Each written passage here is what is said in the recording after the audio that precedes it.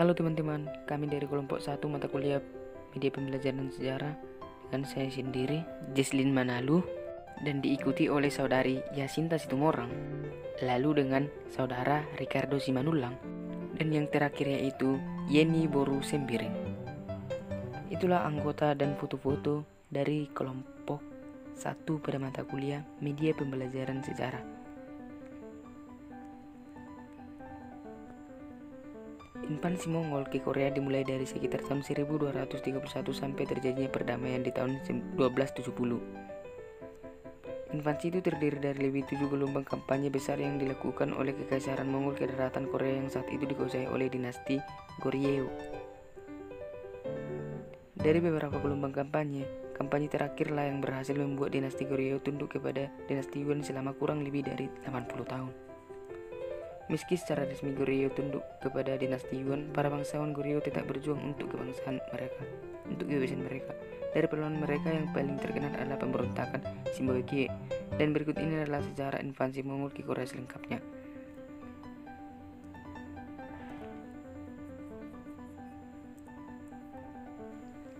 Awalnya dinasti Goryeo dengan Mongol menjalin kerjasama untuk mengalahkan pasukan Khitan yang telah menyebabkan kekacauan di Goryeo Utara selama 2 tahun. Lalu dan pada akhirnya Khitan menyerah kepada pasukan gabungan ini. Lalu karena hal itu Mongol meminta upeti tahunan yang besar kepada Goryeo, tapi karena terlalu berat Raja Gojong menolak untuk membayarnya. Ketegangan ini pun semakin parah karena orang Korea membunuh utusan Mongol yang bernama Kuyubu pada tahun 1225 dalam perjalanan kembali ke Cina. Kemudian pada tahun 1231 Ugedai Khan memerintahkan invasi ke Korea dengan alasan pembalasan atas terbunuhnya utusan Mongol. Saat invasi Jenderal Mongol Sartak menghadapi perlawanan yang sengit di daerah Kaesong, lalu ia langsung mengerahkan pasukannya ke ibu kota Kaesong. Pada tahun 1232 istana Kekaisaran Goryeo dan sebagian besar penduduknya dipindahkan dari Sengdo ke Pulau Ganghwa. Lalu mereka segera memulai pembangunan pertahanan yang kuat untuk persiapan menghadapi Mongol. Tapi langkah itu membuat geram dan akhirnya Mongol meluncurkan serangan kedua. Serangan itu membuat Mongol bisa mencapai semenanjung Korea bagian selatan. Tapi mereka gagal merebut Pulau Ganghwa, ditambah mereka juga mengalami kekalahan di Ganghwa. Pada tahun 1232 terjadi pertempuran Cheohe. Pertempuran itu terjadi akibat dari para penduduk sipil yang melakukan perlawanan kepada Mongol. Diketahui seorang biksu bernama Kim Yu-hun berhasil membunuh pemimpin Mongol yang bernama Sari Tai. Perlawanan ini berlangsung begitu sengit sampai akhirnya pasukan Mongol terpaksa untuk mundur.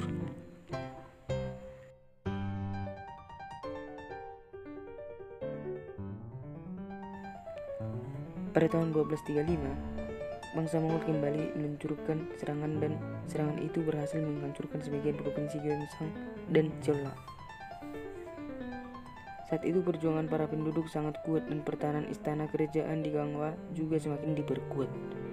Walaupun Goryeo berhasil menang dalam beberapa pertempuran militer, mereka masih tidak dapat menahan gelombang invasi Mongol. Ketika Mongol sudah kehabisan cara untuk merebut Pulau Ganghwa dan utama di daratan Goryeo, mereka mulai membakar lahan pertanian penduduk untuk membuat para penduduk kelaparan, dan otomatis hal itu juga melakukan perbekalan para pejuang. Setelah itu, saat beberapa benteng menyerah, pasukan Mongol mengeksekusi semua orang yang melawan mereka. Pada tahun 1238, Goryeo akhirnya mengalah dan ingin membuat kesepakatan damai. Dalam kesepakatan tersebut, Mongol bersedia mundur dari Goryeo harus mengirim keluarga kerajaan sebagai sandera. Tapi Goryeo mengirim anggota kerajaannya yang bukan dari garis keturunan dinasti. Hal ini membuat Mongol marah dan mereka pun menuntut untuk mengirim kapal-kapal Korea dari lautan. Memindahkan istana Goryeo kembali ke Songdo, dan sekali lagi Goryeo harus menyerahkan keluarga kerajaan bagi sandera. Kemudian Goryeo mengirim seorang putri dari kerabat jauh dan 10 anak bangsawan kepada Mongol.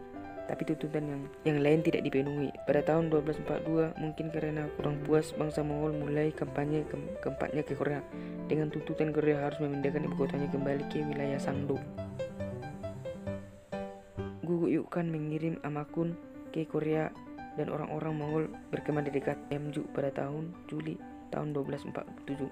Setelah Raja Gojong dari Goryeo menolak untuk memindahkan ibu kotanya kembali ke Songdo, pasukan Amakun langsung menyerang.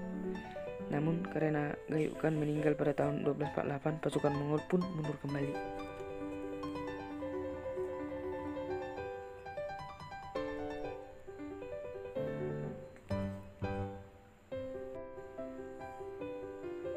Setelah Mongko Khan naik tahta pada tahun 1251, Mongol kembali melanjutkan urusan mereka di Korea.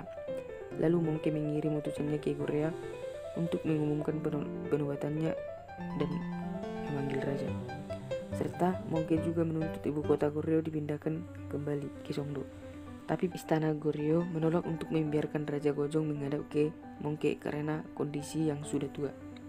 Setelah itu, Mongke memerintahkan Pangeran Yeogu untuk memimpin pasukan melawan Korea dan mereka memulainya pada bulan Juli di tahun 1253. Sebelum menyerang, Yeogu bersama dengan Amukan menentukan Goryeo untuk menyerah.